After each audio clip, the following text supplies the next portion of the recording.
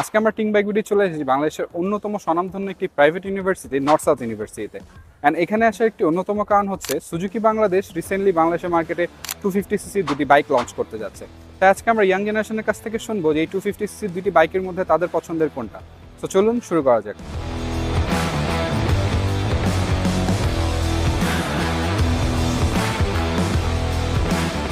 ভাই, আমরা রিসেন্টলি একটা নিউজ দেখেছি যে সুজুকি বাংলাদেশ বাংলাদেশের মার্কেটে দুটো বাইক লঞ্চ করছে। একটা হচ্ছে জিক্সার 250 অ্যান্ড একটা হচ্ছে SF 250।